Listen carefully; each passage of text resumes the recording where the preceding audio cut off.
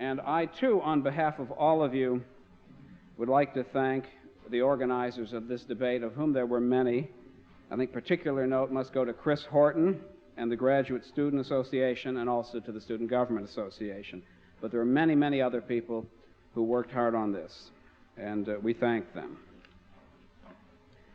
Now, the topic for this afternoon's debate is the Gulf War, with particular focus on what are the implications of the war and its outcome for the so-called New World Order, and what really happened and why.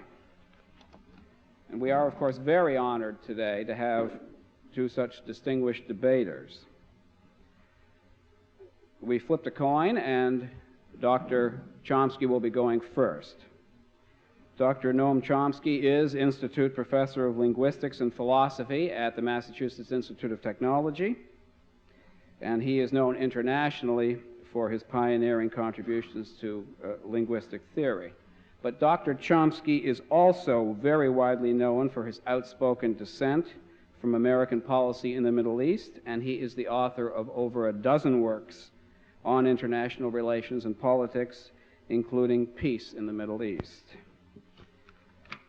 W. Scott Thompson has been a member of both the Ford and Reagan administrations. He is adjunct professor of international politics at Georgetown University, and he is on the faculty of the Fletcher School of Law and Diplomacy.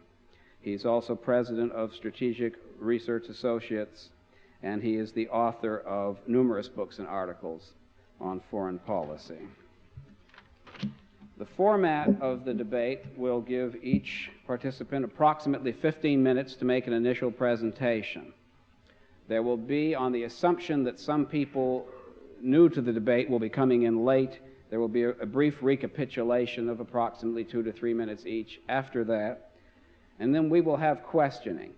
If either participant feels the need for cross-questioning, there's an opportunity for that, but both participants feel that the audience will probably wish to become involved, and so at that point we will take questions from the audience. We would ask you, if the question is directed to one or the other of our participants, to so indicate. You may ask a question to both. The microphone for audience questions is located right there. After the debate, at the appropriate time, we would ask you to line up there for your question. And now, without any further ado, let's begin the debate. And our first speaker is Dr. Chomsky. This is you, Eustace.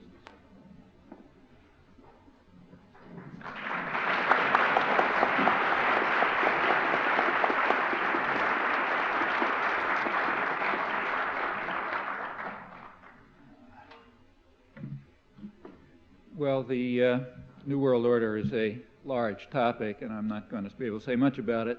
Let me begin with a few commonplace but important observations. First is that for the past 20 years or so, it's been quite obvious that the world is moving towards what's now conventionally called a tripolar economic system, three major economic powers. The United States still happens to be the largest economy, but it's facing serious social and economic problems. These became aggravated quite severely during the Reagan-Bush years. Meanwhile, German-led continental Europe and Japan and its environment are continuing their economic growth. The general facts about this should be pretty familiar, so I won't elaborate. The second point about the emerging New World Order is that of the three, the United States is the only significant military power, and likely to remain so. With the collapse of the system of Soviet tyranny, there is no longer any deterrent to the use of force by the United States, and that's surely an important fact about the New World Order. So what we have emerging is a world that's tripolar economically, with a huge but declining economic power that holds a virtual monopoly of force, with the system of deterrence having collapsed. Now, turning to the Gulf War, I think that helps understand the interplay of these factors and what they imply about the emerging world system. let's begin with the first days of the Bush administration. Every president calls for a national security review by the CIA and the Pentagon. The Bush administration did too. We usually only learn about it 30, 40 years later. In this case, one section was leaked having to do with what are called third world threats.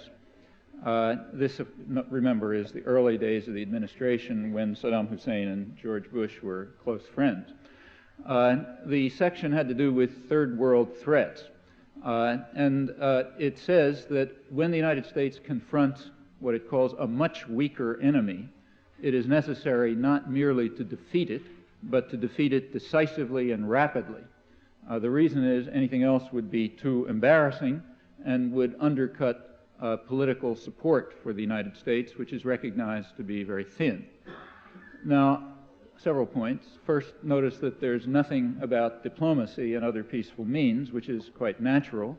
The United States is militarily strong, but politically weak in the conventional formulation, accepted on all sides. That is, pursuing goals in the third world which are quite unlikely to gain popular support and in fact are extremely unpopular.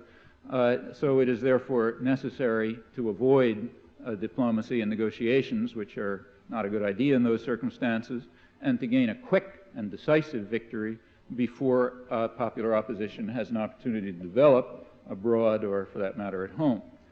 A second point is that much weaker enemies, which are of course the only kind you want to fight, much weaker enemies have to be pulverized, not merely beaten, if the right lessons are to be learned.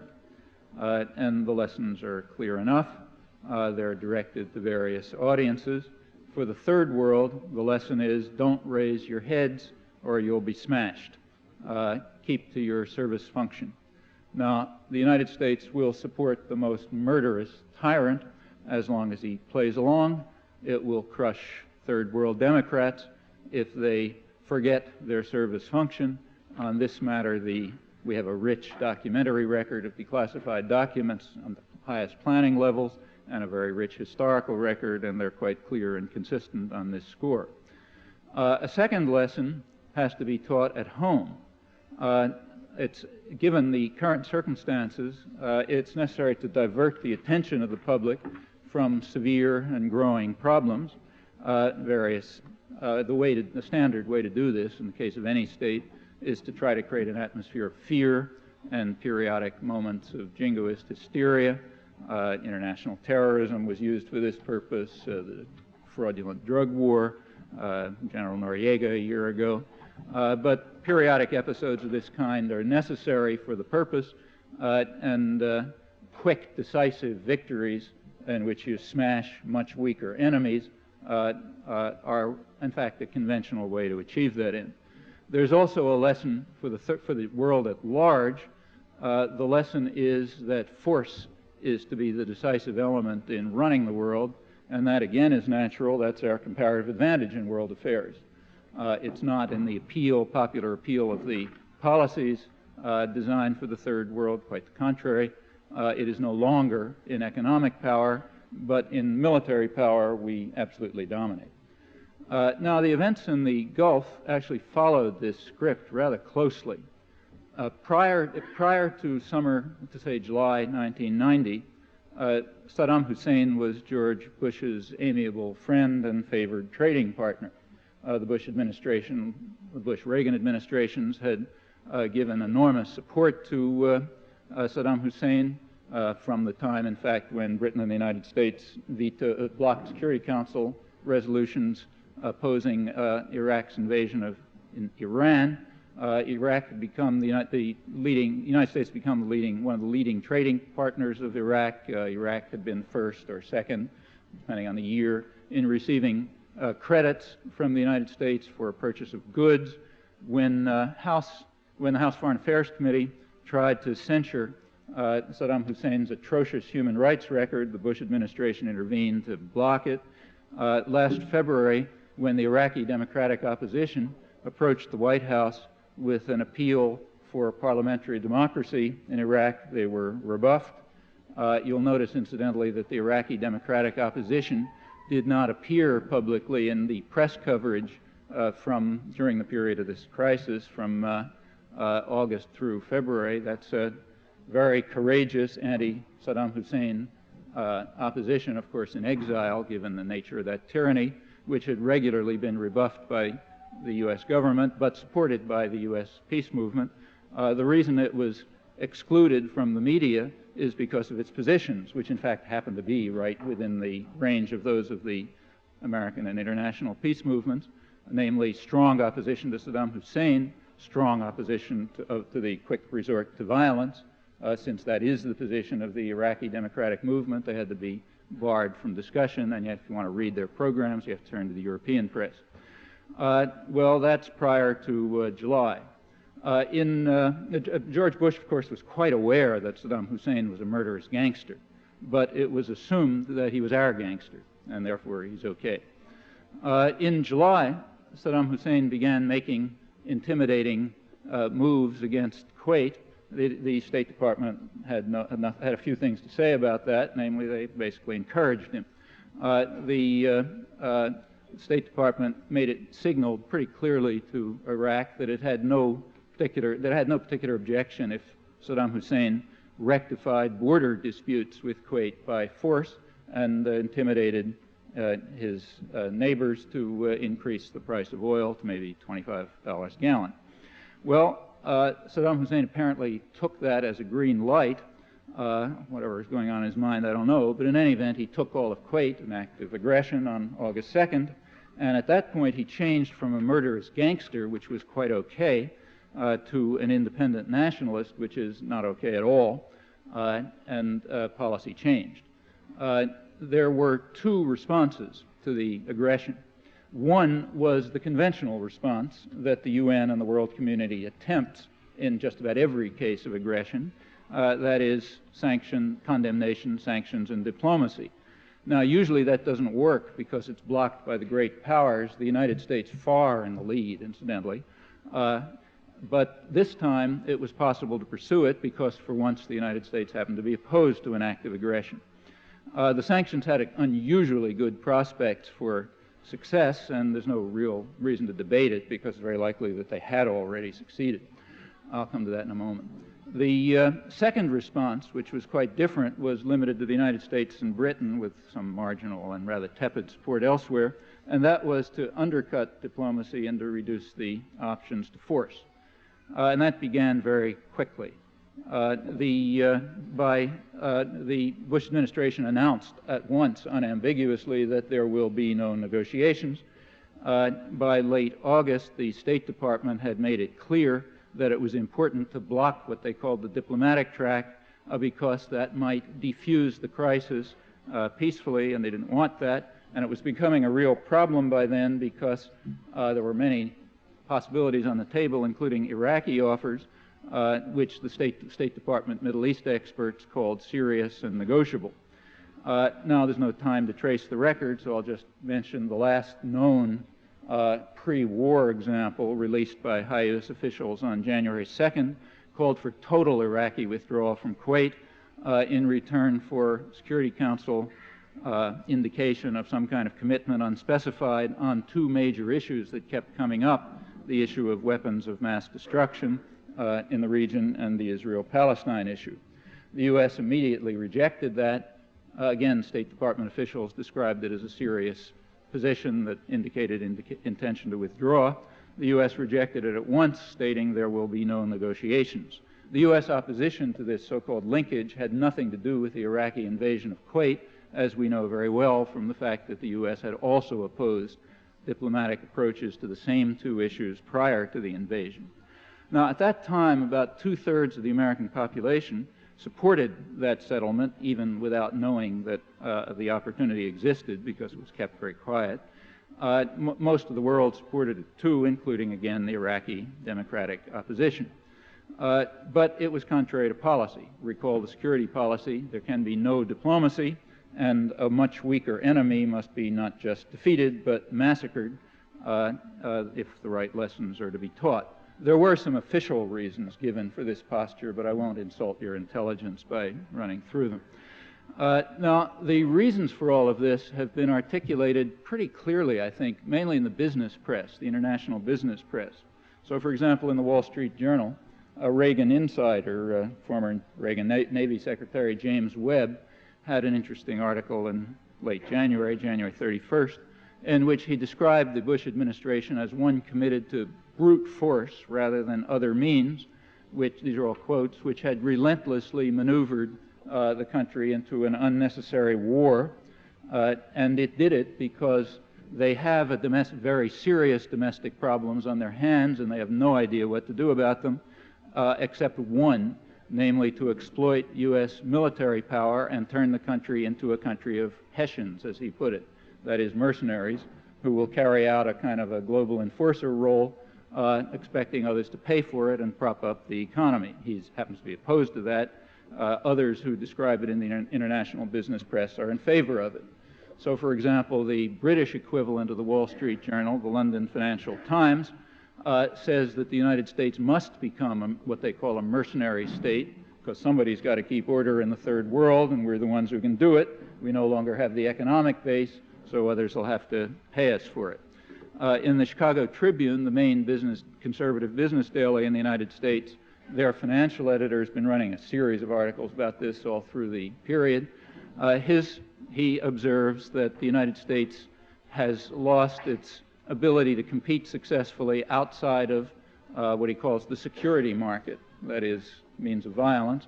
And he says we should exploit this ability. We should turn the United States again, he says, into a Hessian state, mercenary state, and ensure that others pay. We should pound on plenty of tables in Japan and Germany to ensure that they buy our goods and buy treasury securities and keep the economy going.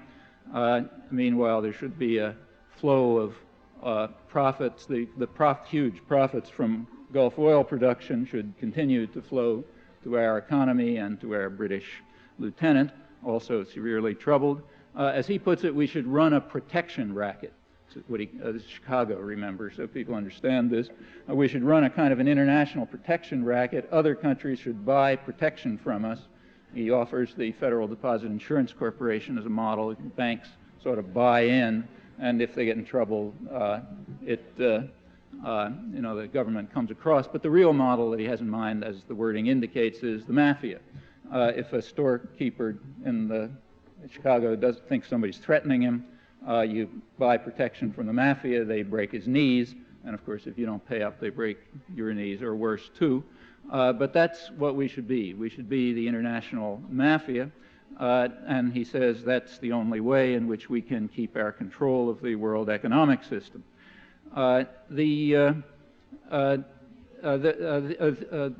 There's much more to say about this. I see my time's running out.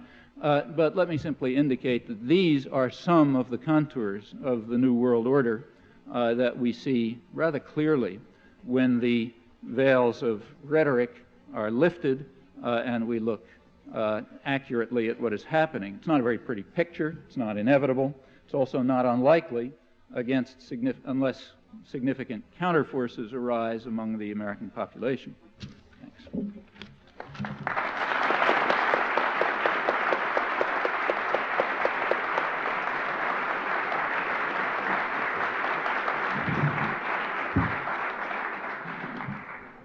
Thank you, Dr. Chomsky. And now, Dr. Thompson.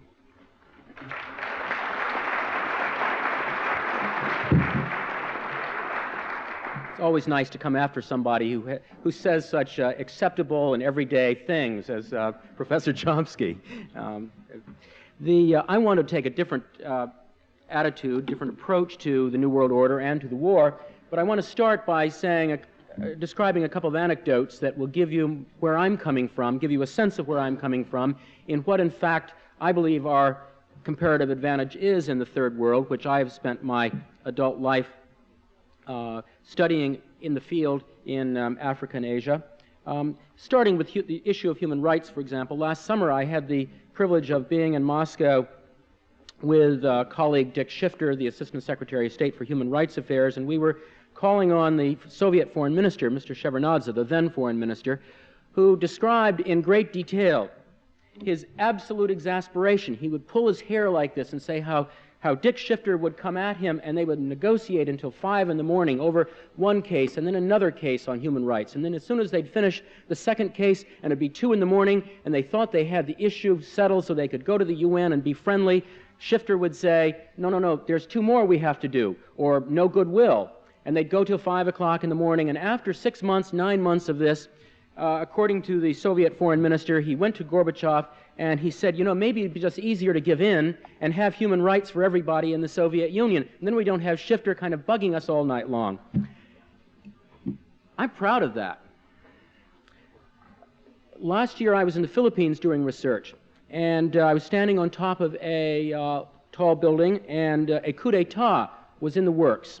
It was succeeding. There was absolutely zero doubt in my mind that some young Turk majors and captains and colonels were going to take power, and that the same helicopters of the United States Air Force, which had got Ferdinand Marcos out of the Philippines 4 years earlier, were going to have to come and rescue Corazon Cojuangco Aquino from Malacañang Palace while the colonels instituted their new government. There was, in my mind, as a professional student of that situation, there was no doubt that that was what was going to happen within minutes. At that moment, there was a swoop from the north, which is where the 13th U.S. Air Force has its seat at Clark Air Force Base, about 100 miles north of Manila, and 4 Phantom jets swept down over Manila for about 45 seconds, and that was the end of the coup. They bombed nothing, they touched nothing, they went back to Clark Air Force Base, the coup collapsed. I'm proud of that, too. I can also say, I could give you lots more examples. The role of President Reagan's speech before the British Parliament, which lit democratic fires all over the Third World, as well as in the Soviet Union, on June the 1st, 1982, when I was in the Reagan administration, and which many of us fought hard to have made. I think that's our comparative advantage in the Third World. It isn't that we do everything right, but once in a while we do get something right. And the war that we just finished is one that we did get right. Now, I will tell you that I will agree that we got a few things wrong. I was just reading on the plane this morning that detailed what I had suspected had happened in Monday last week when the Iraqi troops were desperately trying to escape northward out of Kuwait. They had already said they were going to leave, and our spokespeople were saying, of course, the usual sort of thing, well, we're not sure they're going to leave, and all of this was, of course, a setup so that we could pummel and pound them, blow them to smithereens on the road outside of Kuwait, and further decimate the Iraqi army. Clearly, that is what happened in that particular case. All I'm admitting here, conceding, suggesting, is that we did what armies generally do in warfare, and that is, when things are just about over, you want to make your enemy, whom you tried to kill, be as dead as possible. That's pretty standard military stuff. The only difference here is that there's a new thing called public diplomacy, and you're supposed to be honest in public, and we weren't about that one. So let's concede that one. I think the rest is pretty much, you're getting what you read, what they said it was, what you paid for, and everything else. The fact that 22 countries were prepared to join in some significant numbers, is no small deal.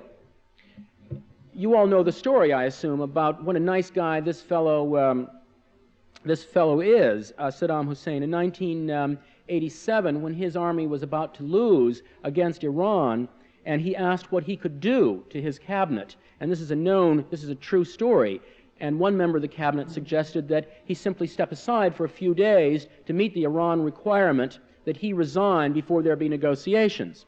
And then he said, and then we could have the benefit of Saddam Hussein's wisdom back in power as soon as the negotiations begin. That particular minister's wife was a mistress of Saddam Hussein, and when her husband did not obviously come home that night, asked to have him back, and for once he kept his word. Saddam Hussein sent the body back in 13 parts, as it happens. We were dealing with a monster. Somebody had to do it. And this wasn't just a marginal thing on the part of the French or the Egyptians or a lot of other forces that were there with us. It was important. It was not as such a place where we were fighting for democracy. I wish we were. I wish there were a well-ordered democracy in Kuwait and in Saudi Arabia.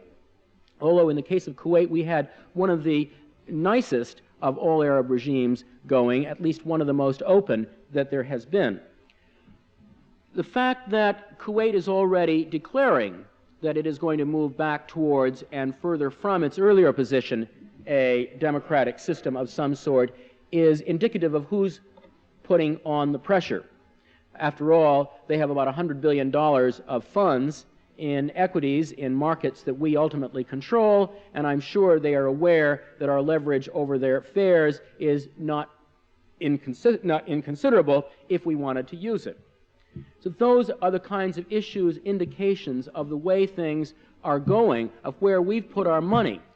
If it feels good to you that we won this war, it's because it should feel good, because we put a lot into it, and there were very important issues. We stopped a monster who was going to get control of all the major oil fields of the Middle East for all intents and purposes, and occupy the high ground of the Middle East, and be in a position to dominate, to have a unit veto on aspects of the world economy if he pulled it all off. It was not inconceivable. So the question really was, were we going to have this war now, or were we going to have it later? Given that we had it today, the interesting issue would be, how did we pull it off so successfully, given that we don't usually do these things so successfully? Professor Chomsky and I were together in opposing the Vietnam War. I think that, unfortunately, one of the problems is, as A.J.P. Taylor said of one European power, they learn from their mistakes how to make new ones. A lot of old warriors on the anti-Vietnam front assumed this was going to be another Vietnam. Well, it wasn't. The issues were clear, and they remain clear. There are a lot of questions that do remain as a result of the war. How divided are the Arabs going to remain? The United Nations Security Council has never had such an upsurge in influence and real power. Let's not confuse it with the reality that the United States lent it for a time. Nonetheless, real power of a sort as it has seldom had. It is not clear how long we're going to have the kind of backing from the Soviet Union for this kind of ventures in the future, given the direction of events in the Soviet Union. It is not clear how willing the government in Washington is going to be to put pressure on Israel to continue to behave the way we wish it to take part in a settlement, in direct negotiations, or in an international conference, or something in between, more likely, which can settle at least some of the issues that are there outstanding between Israel and the other Arabs. It may well be that ultimately the most important issue that comes out of this war in the Persian Gulf is an Arab-Israeli settlement. I think it's premature to argue it either way. The fact is that the war has unsettled everything. Everything is off its foundation, and it remains to be seen what diplomacy can do now to put it back together in some important way. The fact is that, and then one other question, did the punishment fit the crime? Yes, we went in because of an invasion of a friendly country. There have been other invasions of friendly countries that we did not go in for. Yes, there was oil there. Yes, it was because there was a combination of principles and economic issues at stake that make me satisfied with the punishment that was attached to the crime. I wish we could have gone in to every place that somebody has done something bad. I suspect Professor Chomsky and I would also agree on that it would be a even more unpleasant America to him, and certainly a less pleasant America to me, if we did in fact go into all the places where other powers had misbehaved, as had Saddam Hussein in Kuwait. Well, let's talk just a few more minutes about the New World Order that we hear so much about. Basically, we started hearing a lot about the New World Order prior to this war, prior even to the invasion on August the 2nd last year. In fact, it's something that goes back quite a while. You could argue, in fact, that there's no real discontinuity between what the United States has been doing since the time that it set out to build the United Nations and all the other organizations of the post-war era that have been the bedrock of international relations since then. But in fact, the New World Order has taken a change. Two things, obviously, the war in the Persian Gulf puts everything in motion in that part of the world. The other thing, obviously, that has changed that affects both that as well as everything else is the imminent breakup of the Soviet Union. I do note, however, as a Russian diplomat who's a student of mine and co-author with me of a book says, if in fact the Soviet Union completely breaks up and all the constituent republics go off to the side, the RSFSR, the Russian Republic, will still be the largest country on earth, and will still be the third most populous country on earth, and will still be the most nuclear powerful country on earth. None of that will have changed. So deterrence hasn't collapsed. It's just the will to play a role in this interregnum has collapsed, and the United States does have rather a free hand, which it obviously must use. Somebody's got to do something to maintain some minimal amount of order. What happened with the collapse of the Cold War was that countries like Iraq felt that they were free then to invade other countries because there wasn't any longer a Cold War to double-check them. In other words, in the past, if Saddam Hussein had contemplated such, he would have presumed that his ally, which was not the United States, it was the Soviet Union, got all of his arms from the Soviet Union, except a few exocets from France. He got all of his arms from the Soviet Union, and if he then invaded a country, the Soviet enemy, which is to say us, would go after him. That's common historic deterrence, diplomacy, international relations. It's the way it works. That all collapsed when communism, that great system that we hear so much about in academia but nowhere else anymore, was when that collapsed in the Soviet Union for all intents and purposes. Okay, so that is why that worked that way. What do we see in the New World Order? I see the following, I would suggest the following propositions very, very briefly. One, we need to encourage regionalism with security apparati in the regions of the world doing their thing to maintain order. Secondly, and obviously, we need a larger Japanese involvement, not just out of love of Japanese, but partly out of love of yen. They're already doing that, playing a much larger role in AID affairs in for example, South Asia. Thirdly, I think we need to help in a variety of ways to minimize the destabilizing effects of the breakup of the Soviet Empire as their boundaries shift. Fourth, we need to maintain a moving coalition of states. There will be a few bedrock states like England, but other states in different parts of the world for working with us as 22 did in the Persian Gulf, as is necessary, because if we don't do it, at least for the time being, and that means the next 10 years probably, no one else is going to do it, and we would have tiers of allies, a first tier, a second tier, a third tier, and states would be obviously would be doing this because of their interest, because of their alliance with us in depending on the ideas that were at issue in the issues that were being fought. Fifth and finally, and most importantly, keep working on the central principal issues that, at least as I see the world, and in my travel in 60, 70 countries in the third world and around, is always the important issue for how people look at the United States most of the time, and that is keep pushing democracy. That's the big thing. It's what we started with. It's what made us relevant in the 19th century, what made us relevant in the 20th century. We had a new resurgence of it after President Reagan's speech in June of 1982. A lot of countries will tell you that they owe their democracy right now to the good influences of the United States in the 1980s under the Reagan administration. Doesn't matter, under the United States, let's just call it that, not make it partisan. Let's obviously restore our economic health at home so we can afford to do the kinds of things that help all that. I think obviously in the Middle East there's a lot of money that's going to be needed for the reconstruction of the area. There are a lot of problems in the rest of the world which need help, and unfortunately the country that goes around acting like the number one in the world, which we do because we have to, and I guess because we like it, is also going to have to pay a disproportionate share of the bills. So those of you who are students, well, all of you, we've got our work cut out ahead of us, and it's going to be a busy generation ahead. Thank you very much.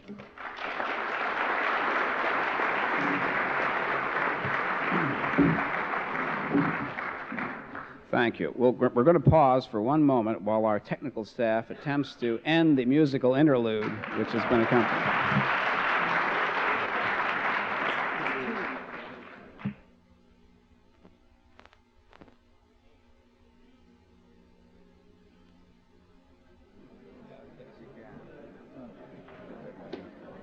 how do you feel? Is there something that either of you, well, you have your 2-minute or 3-minute recapitulation if you can say. I don't even know if I need it. You might want to because... There haven't been that many people coming in. I mean, I just finished and why don't you... Test 1, 2. Testing. Well, what you should each... Testing 1, 2. We can make it very brief. Testing 1, 2. Testing. But how should we do it? That is the common way in the debate to reverse I suspect people will mind hearing a brief. Most important thing is for us to pay attention to the ideas that we stand for, foremost amongst which are human rights and democracy, and to continue the pressure for these great and important things throughout the third world as well as everywhere else too. Thank you. Dr. Chomsky. Well, perhaps it would be helpful if I indicated some pleasure in noting a lot of common ground between us. So I agree with Mr. Thompson that the United States has strongly supported human rights in the Soviet Union, as his first example indicated. We might add that the Soviet Union also has strongly supported human rights in the United States. But the issue is, what was the relation of U.S. policy toward human rights in the third world? Without talking about it, I will mention there's big literature on it, scholarly literature, and it shows very closely that, for example, it shows that torture is highly correlated to U.S. aid, and that the U.S. human rights role in the third world is in fact horrendous. The second place in which we agree is that prior to 1990, Saddam Hussein was a monster. So to take Mr. Thompson's example, in 1987 he carried out absolutely barbaric acts, and there were plenty of others, including the act of aggression, which we supported. And we supported him all through it. Not everybody, of course, like I was writing articles against it. The Iraqi Democratic Opposition was opposing it and so on, but the U.S. government supported it. Now from that we draw a conclusion, if we're logical, the U.S. opposition to Saddam Hussein had nothing to do with his being a barbaric monster, because the Bush administration enthusiastically supported him right through the period in which he was a barbaric monster. So there were other reasons, and we look for those. Now the issue that arose in August 1990 was how to respond to an act of aggression. And there are several ways. There are basically 3 ways to respond to an act of aggression, and there are many. In the recent years, Saddam Hussein's aggression in Kuwait, which is bad enough, falls well within the range of others. It is nowhere near as horrifying as some, to mention one that took place while George Bush was head of the CIA, and involved an oil power invading and occupying and annexing a smaller oil-producing power. The Indonesian invasion of East Timor, strongly supported by the United States, still strongly supported and still going on, that led to about 200,000 people being killed in the first couple of years. And it still goes on. So there are plenty. And there's various ways to respond to them. One way to respond to aggression is to support it or carry it out. Now, in the usual case, say during the period when Bush has been in high office, last 20 years, in most cases of aggression, the United States has reacted that way, by supporting them, and supporting them enthusiastically. That's why the United States during this period is far in the lead, in vetoing Security Council resolutions and blocking the peacekeeping function of the United Nations. Now, the second way to respond to aggression is not to support it, but to oppose it, and then you have a choice, 2 options. You oppose it by sanctions and diplomacy, or by bombing. So, in the rare cases where the United States has opposed aggression, it's used sanctions and diplomacy. So, in the case of years, as a result of South African actions, but nobody called for bombing Cape Town. A third approach to aggression would be to bomb, and if anyone believed in that, no one in the world does. If anyone believed in that principle, there'd be a lot of capitals to bomb. So we could start by bombing Jakarta and Ankara and Tel Aviv and Damascus and Washington. But of course we would bomb in these cases only after we stopped supporting the aggression, as we do in every one of the examples mentioned, and I'm sure you know the history. As far as the New World Order is concerned, if it's going to be a world order in which the right way to respond to aggression and human rights violations is to bomb, the U.S. Air Force is going to have plenty of business. starting right in Washington, as I said. If, on the other hand, there's to be a new world order based on diplomatic and peaceful means, the United States is going to have to radically reverse its traditional policies. And that can only happen if there's a recognition of reality on the part of the U.S. population and a commitment to creating counterforces which will lead to a change in very deep-seated and long-standing pursuits. Thank you.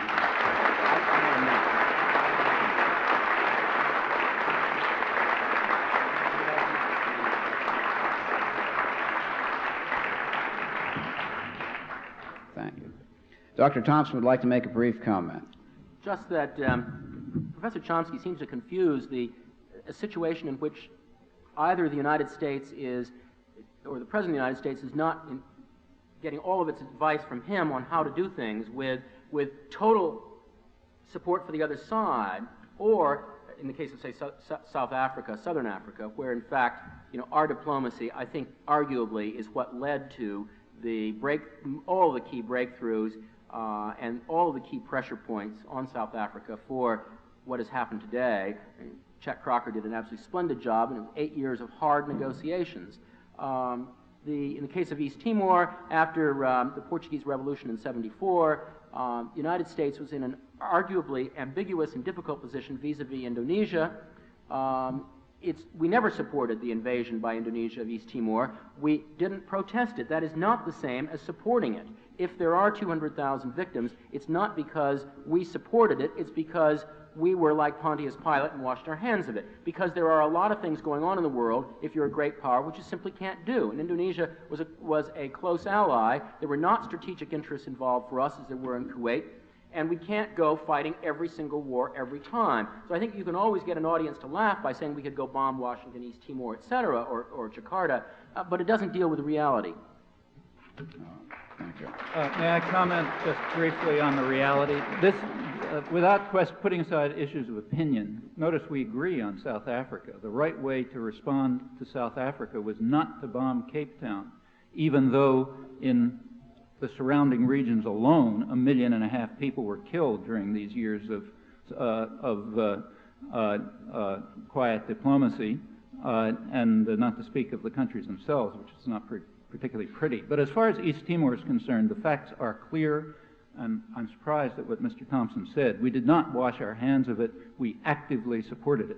At the United Nations, the United States actively blocked diplomacy. You want the record on that? Look at the memoirs of our UN ambassador, Daniel Moynihan, who writes, he said the State Department wanted things to turn out as they did.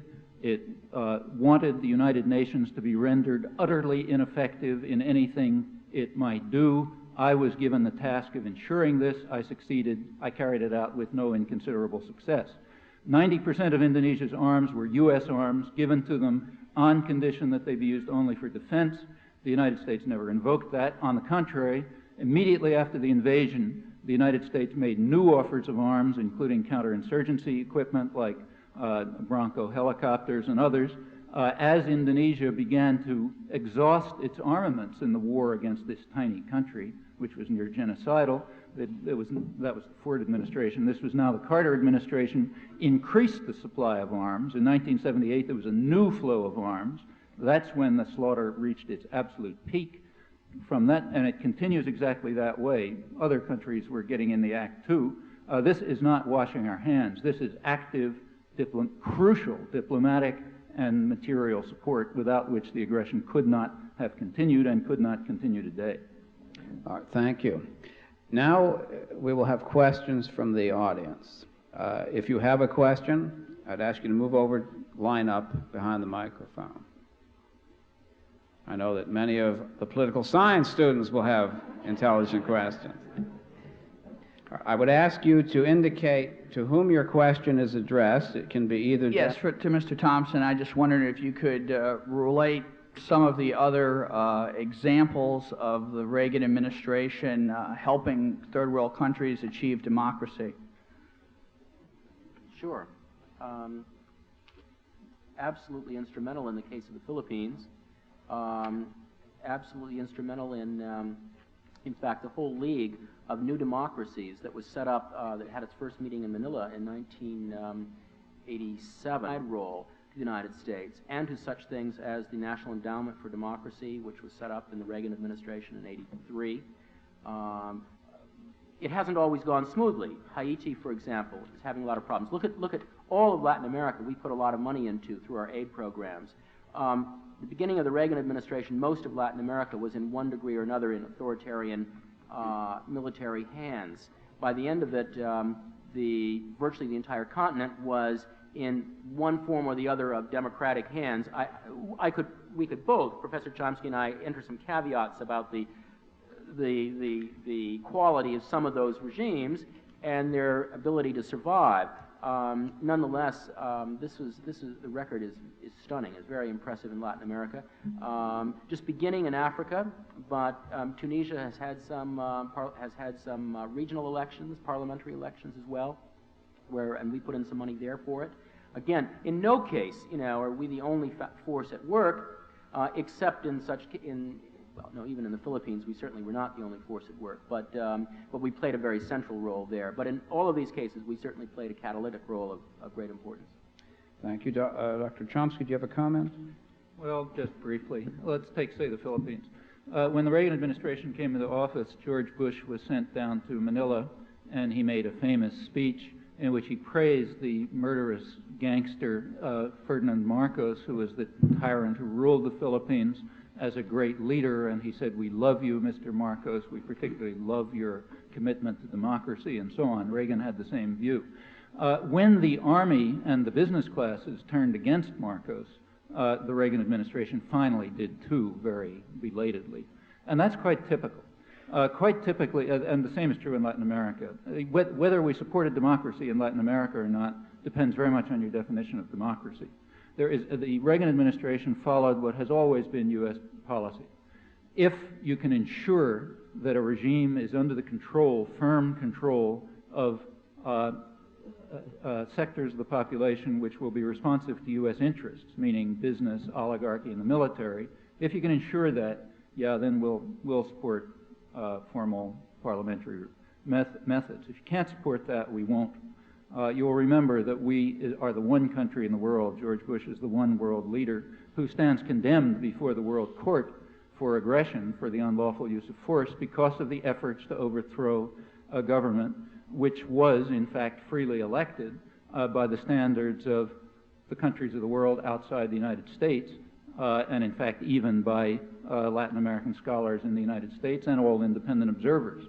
Well, that was because it wasn't under the control of the elements that we back. In another country like, say, El Salvador, we call it a democracy because it's run by a terrorist military with a political facade. After the political opposition has been murdered, opposition newspapers were destroyed, 100 priests were killed, the peasant leaders were destroyed, and so on. Then we'll call it a democracy. Dr. McDougall has a question. One fairly specific question for Dr. Chomsky, a point of clarification, and a much larger issue I'd like to raise. The specific question to Dr. Chomsky is in your remarks you just made. I take it you're referring to Nicaragua as the country in which those issues were being, the U.S. was, as you were arguing, violating international law. The bigger issue I'd like to bring up has to do with what I understood Dr. Thompson to be sketching out as his scenario for the New World Order. And I noticed in your presentation, Dr. Thompson, if I heard you correctly, that there was in fact an omission of what a lot of people have felt are two really important areas of concern as we move to the end of this century and into the next one. What I'm referring to are, first of all, the issue of North-South relationships, the enormous gulf in wealth and poverty between the rich countries of the so-called North, which of course includes the Soviet Union, most of it at least, and the United States, West Germany, East Germany as a whole, Japan, etc. Just within the Middle East, my impression is that there are enormous differences within that region.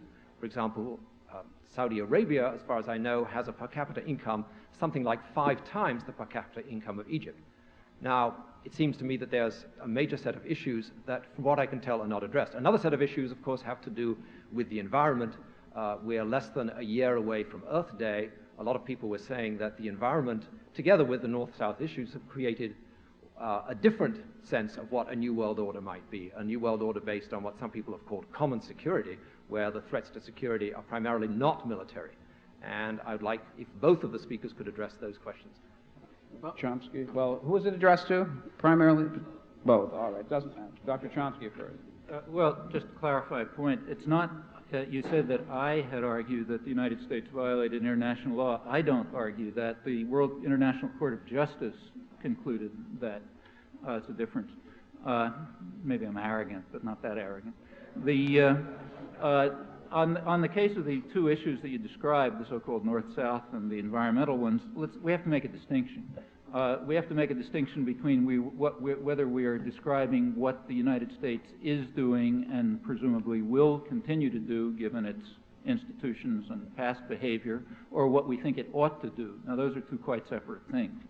I suspect we'd probably agree on what it ought to do. Carbon dioxide emissions, which might prevent the Earth from being destroyed by global warming. We can think of all kinds of very nice things that the United States ought to do. Now, will it do any of those things? Well, not unless very substantial popular pressures develop inside the United States to compel a change in long-standing policies which happen to go quite in the opposite direction. That's, I think, what we should bear in mind on these issues. You have a comment? I think we'd have to get rid of Mr. Sununu from the White House before anything is going to be done on global warming. But I did say, on North-South issues, I thought I did say, really, as I was wrapping up, that the thrust of our policy in the Third World had to be based on a commitment to democracy, and then we had to revive our economy at home, which I think is in the process of happening, so that we could afford the kinds of changes and programs that are needed. And I would have gone on to say, had this been part of our subject for today, to pay the bill of the North-South negotiations that I think will be coming due in due course. This is something also that has to be done regionally, and you were right to put your emphasis on the intra-regional disparities, which they have to do intra-regionally. We cannot really do this from above. Obviously, we can't do it from above anyway. There's very limited leverage in international fora for the redistribution of wealth. I think, to try to get more than the $14 billion that we're spending each year for AID is going to be hard, but the right policies can go somewhere. And in the last 10 years, the emphasis we've put on rewarding market economy principles in the Third World, with the result that many of these economies are now growing, and growing in real terms substantially, is the most important thing we could have done for these countries. Thank you. The next question, please keep the questions as brief as possible for time reasons. This is for Professor Thompson with a comment by Chomsky if he wants. Professor Thompson, you said that we should feel good because we stopped a monster in stopping Saddam Hussein, and that we upheld principle in defeating Iraq and driving them out. Just as a point of logic, this is something that Chomsky has brought up. Principles aren't applied selectively. If we do, they don't become a principle, or they're not a principle. So I would like you to defend which principles you think we applied in driving Iraq out of Kuwait. Oh, the principle is that you don't invade, that no one has the right to invade another country. And the problem is that you cannot always put force behind your policy on every principle. Now, I disagree with Professor Chomsky on the East Timor case. I was in the government at the time, and I know of the distaste we had. There never was a U.S. government policy of supporting the Indonesian invasion of East Timor. It was something that we supported as an ally of theirs with the utmost regret. And that's just, at least that's the case in the Ford administration, which I was in the Defense Department. Now, the Carter administration may have been less squeamish and done something differently. I'm just saying that a principle can be a principle and be applied selectively, just in the nature of things. We are not a world policeman. We cannot go around enforcing our principles everywhere. We have to choose to do it where we get the biggest multiplier effect from doing so. And I can't think of a better case for doing it than this one we just did, which not only had a multiplier effect in sending a message all around the world, but it might lead, I hope it will lead to the demise of the monster himself. Well, again, there's partial agreement between us. We both agree that no one has the right to invade another country. So, for example, that's why George Bush was condemned by the World Court for attacking another country. There would have been 2 UN Security Council resolutions condemning the United States for the invasion of Panama, invasion of another country, except that the United States vetoed them. In the case of, say, the Israeli invasion of Lebanon, that was invading another country, killing roughly 20,000 people. It went on because the United States vetoed Security Council resolutions and supported it. In the case of the invasion of East Timor, I wasn't inside the Ford administration, so I don't know if maybe people did hold their noses when they made new offers of counterinsurgency equipment to Indonesia immediately after the invasion, and when they told the UN ambassador, as he has said explicitly, to block the UN and render it utterly ineffective in anything it might do. To talk about the United States opposing which invasions we should oppose is based on a false presupposition about the world. Most invasions we support. It's not a question of which ones we should oppose. What we should do is stop supporting them. We should have stopped supporting and carrying out aggression all over the world. Now, then comes a second issue. If we can get to that point, if we can get to the point that we stop supporting aggression, and we can then raise the question, how should we oppose it, then an issue arises. Do you oppose it by bombing, or do you oppose it by peaceful means? Well, in my opinion, you oppose it by peaceful means until the Security Council goes through its prescribed means, which it never did in this case because the United States undercut them. Now, in the case of Iraq, I agree with the Iraqi democratic opposition, with 2/3 of the American population before the attack and with the rest of the world. There were sanctions that apparently already worked. Negotiations were possible. The United States refused to enter into them because it wanted force. Similarly, in the other cases in the world, I do not suggest that we bomb Tel Aviv. Tel Aviv is the 13th year in which Israel is in violation of UN Security Council Resolution 425, calling upon it to withdraw immediately and unconditionally from Lebanon. During that period, it has terrorized southern Lebanon, which it still holds. It has carried out a war of aggression in which 20,000 people were killed, mostly civilians. It bombs the rest of Lebanon. I don't think we ought to bomb Tel Aviv. I don't think we ought to bomb Jakarta. I don't think we ought to bomb Washington, and so on. That is not the way to respond to aggression. There are other ways, and we should pursue them. Thank you. And next question, please. Go ahead. Dr. Thompson, I think one of the big problems is the past incoherency of American foreign policy. I know that your point was that there's a new world order, so I'll limit my question to events since the thawing of the U.S.-USSR relations, which I believe that's what you said was the new rise of a new world order. But I think there are ample events since then. Where is the coherency in the U.S. treatment of Iraq as opposed to the U.S. treatment of Soviet Union's crackdowns in the Baltic states? Where is the coherency in the U.S.'s treatment of Israel in their occupation of the West Bank?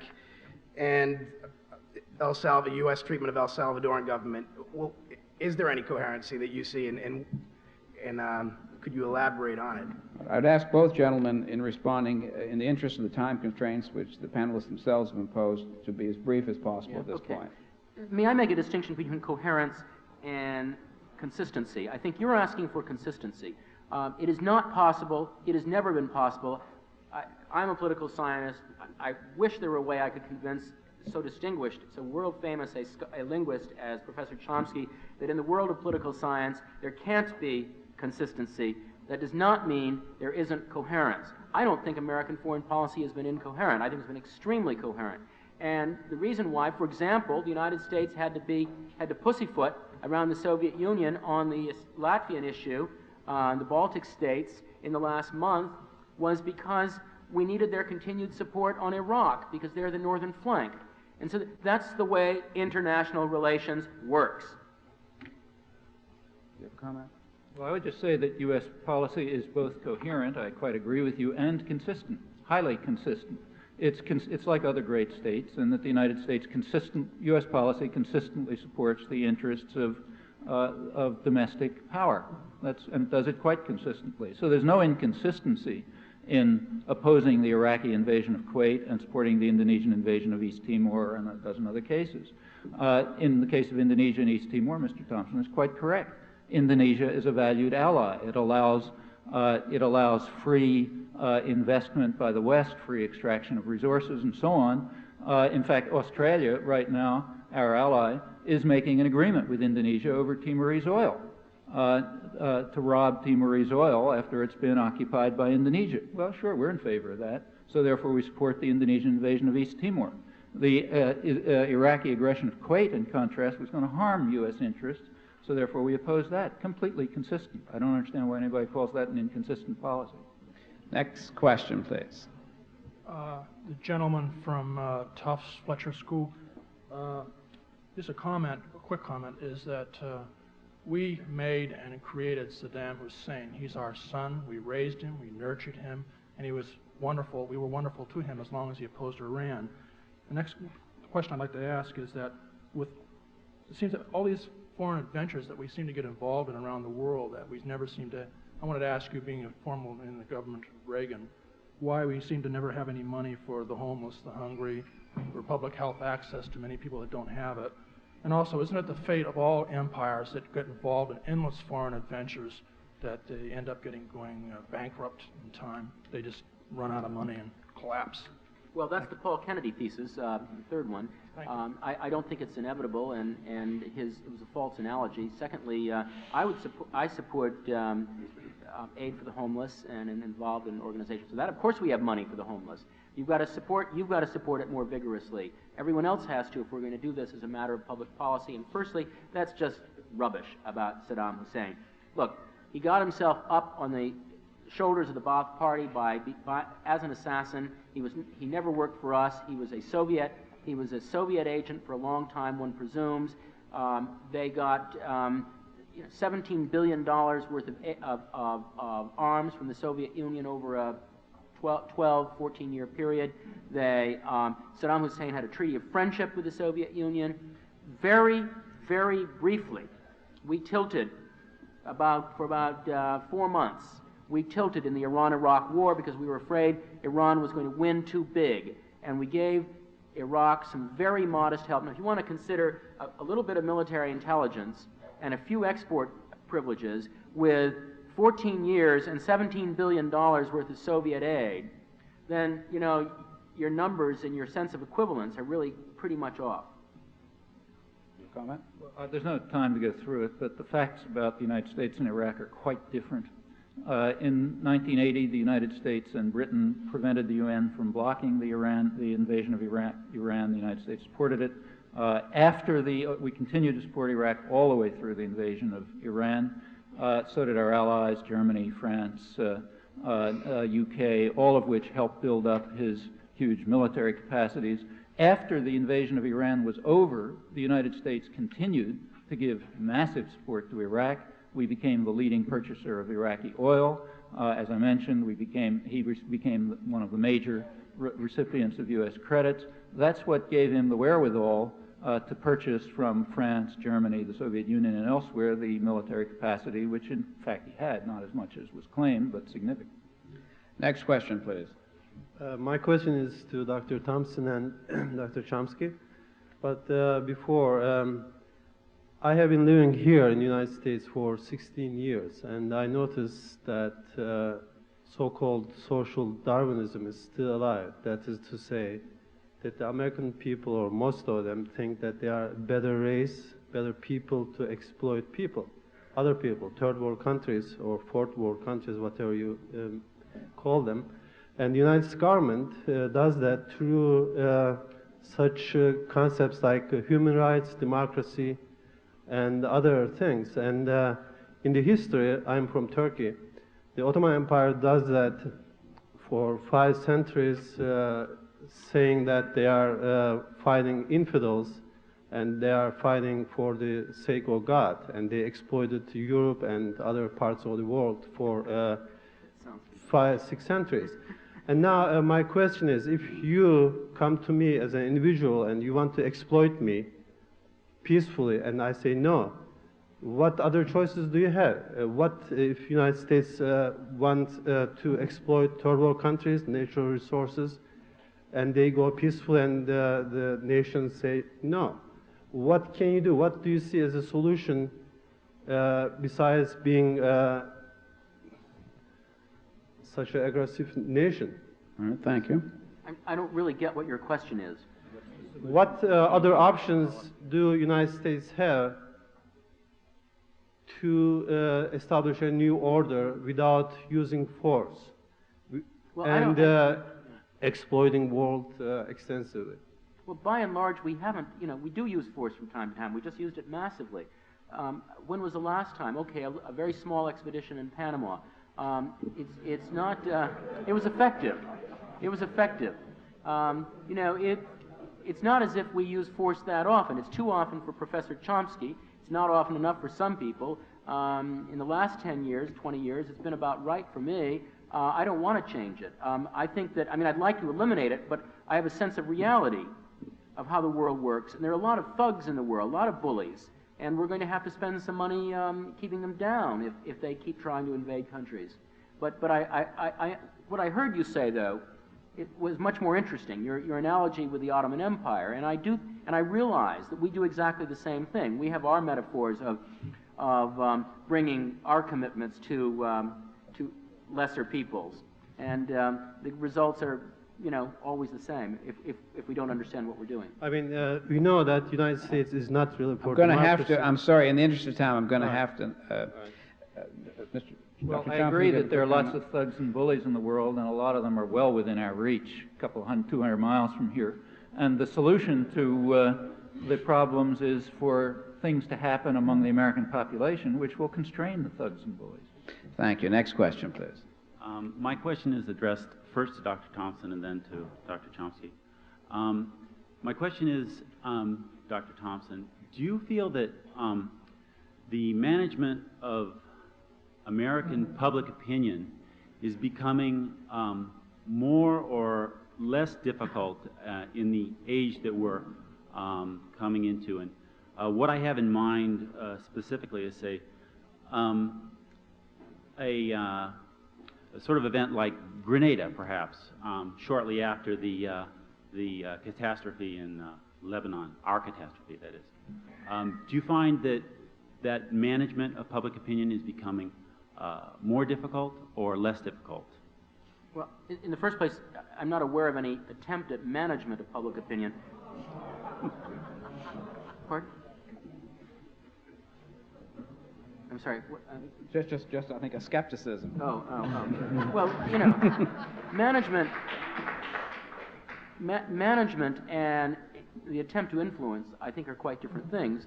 If you knew how meager were the resources of the public affairs bureaus of the State Department and of the United States Information Agency, where I served for several years, you'd have a more modest attitude towards this. We put out a few pamphlets. We're not, in my organization, we weren't even allowed to disseminate information domestically. You could only go internationally. And so the domestic stuff had to all be done by the State Department, and they were incompetent. Professor Chomsky and I would agree on something for once. I just don't know what it is people are referring to about that. I was very much, I'll give you an example. I was very much involved in the Grenada thing, but I remember being involved in the shoot-down of the 007 by the Soviet Union, and we had a very big debate on public opinion on it, and what should be the response by the Reagan administration. And I had been told by an elder statesman that the really influential jobs in America were going to be in the future the precise opposite of what you people were giggling about. This is a highly informed suggestion that the influential jobs were going to be in public affairs, so that you could listen to what people were saying and input back from public opinion into the Secretary of State's office that kind of influence, and that was where power was going to be. In other words, not you giggling, but you having influence by telling people in Washington what it is you believed in and what you supported, and that's where power would be. And the guys that could transmit that would be the powerful people. Well, we did convince President Reagan not to do some of the things he had contemplated doing in consequence of the Soviet shoot-down of the Korean airliner. The way we did it, actually, was we went to Mrs. Reagan and worked through her view of her husband's role as a peacemaker in history. And we got through to him on that road. But public opinion, give me an example where it's being managed. Dr. Chomsky? Yeah, there's a long, and again, a long scholarly record on management of public opinion by the government. The first relevant major case is the Woodrow Wilson administration, which established a Creel Commission, the first state propaganda commission, as in an effort to drive a very pacifistic public into supporting the U.S. involvement in the First World War. And within 6 months, it had turned a pacifist population into a raging, hysterical, anti-German population. And that lesson was learned by the public relations industry and by governments, and it's been intensified since then. In fact, there's a large part of the political science literature which is devoted to exactly how to do this. It's called manufacturing consent or engineering consent. The Reagan administration took new leaps forward in this. It established an Office of Public Diplomacy, which was a huge propaganda operation. It was illegal, as Congress later determined, and when it was revealed and conceded to be illegal, one of the high officials involved in it described their operations as the kind of operations you carry out in enemy territory, which gives you an indication of how they regard the population. Now, KL-007 was a perfect example. There was a huge propaganda operation that went into action there. It was enormous. There were a huge amount of falsification. There were lies about it and so on. And to see what it was like, compare it with another similar incident. The U.S. during the Iran-Iraq War, the U.S. carrier Vincennes shot down a civilian Iranian airliner in a commercial corridor, killing, I think it was about 290 people. The response was quite different. It was conceded to be an error, except in the U.S. Naval Academy Journal, where a commander of a nearby vessel, David Carlson, said that he watched in disbelief as the Vincennes shot down an obvious commercial airliner, according to Commander Carlson, in order to test their new Aegis high-tech missile system. The further result was that, that's not me, that's Commander Carlson in the U.S. Naval Academy Journal. The next step was that the commander of the Vincennes and the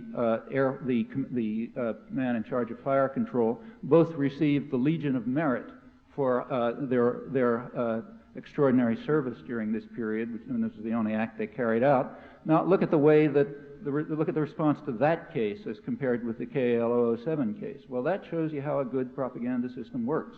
And there's example. If you want examples of this, I have two recent books which go through it in some detail. One called Manufacturing Consent and Other Necessary Illusions.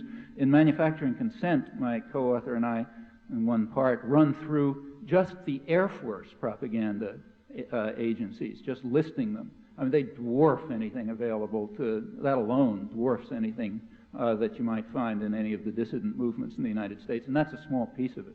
But could I ask you to tell me what you meant by this massive public diplomacy effort, which I happen to be, I think, as much at the center of as anybody else.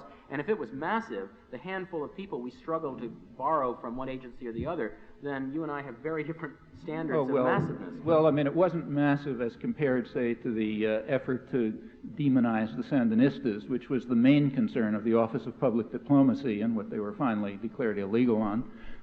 That was really massive. This was a small operation, but remember, there was only one moment there. In that one moment, they succeeded in, with a long series of fabrications and lies and charges, it succeeded to the point, here's one indication of the success. The New York Times, take a look at, I don't know if you've ever looked at the New York Times Index, not the Times, but the Times Index, you know, densely printed, you know, I got to practically read it with a magnifying glass at my age at least. In the first month, in September alone, it was September 1st, that first month, 7 full pages, if I recall, of the Times Index are devoted to that incident. I mean, I doubt if there's a case, and the response was total outrage, quoting statements by the administration, about how this is the worst terrorist act in history, and on like this. That's a successful management of public opinion. It's true the government doesn't do it alone. The media join in enthusiastically as a state propaganda agency, which is primarily what they are, but there's plenty of government input.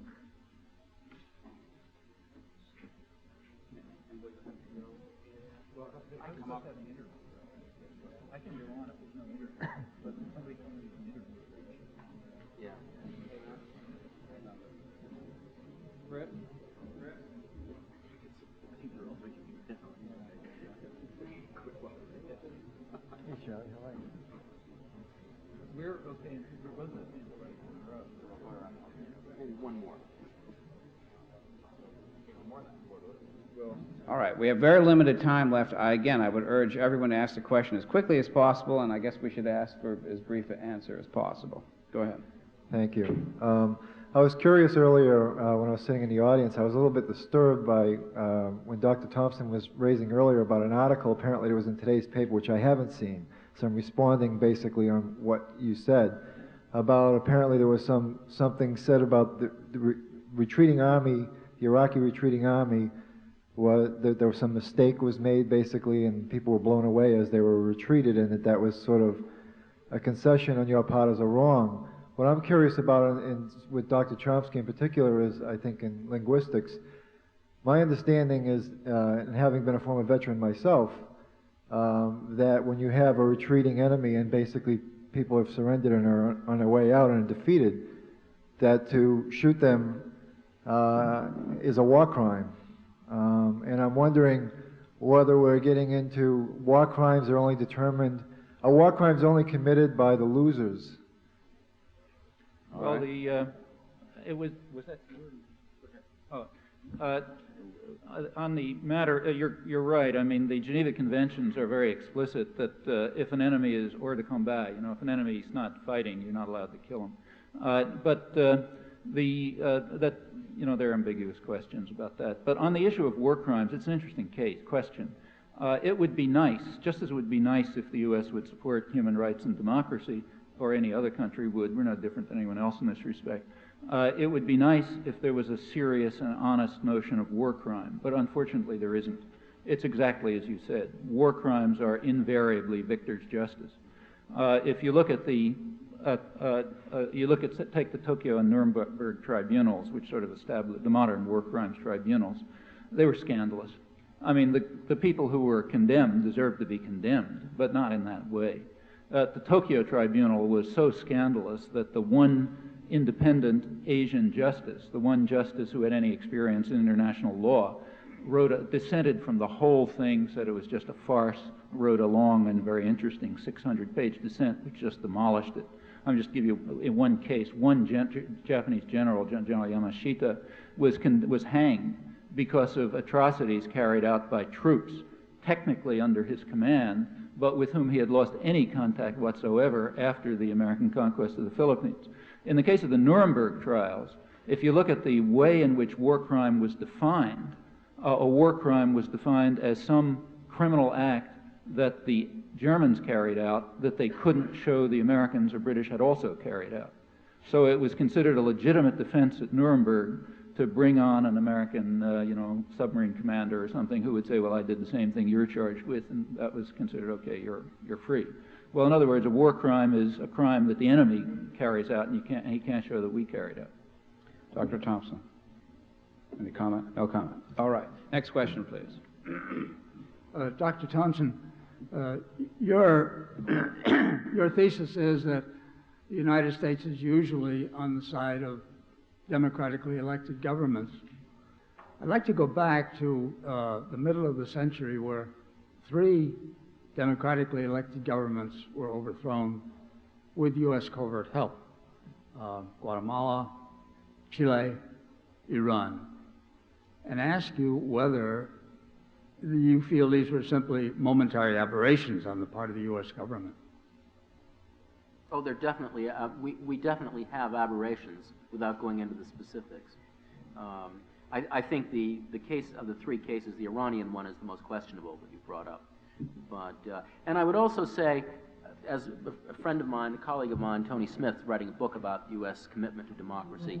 You know, we go in spurts about it, and we get revved up about it generationally, and then we backslide in between. It's hard to keep all of you that have been in government know that it's very hard to keep up a commitment to principles in government. It's easy through inertia just to lean back and do business as usual. To do something different, to make a difference is tough. And that's why I hope someday Professor Chomsky has the chance to run a government and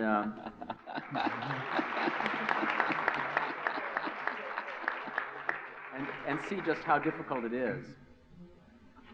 Professor Chomsky, you want to announce your candidacy? No, if I was to be elected, I'd immediately vote against myself, but or run a protest against me. But that's as an old anarchist I'm speaking now. On the question of democracy, you can't answer the question whether the United States is for it or against it. It's a meaningless question. You first have to ask what you mean by democracy.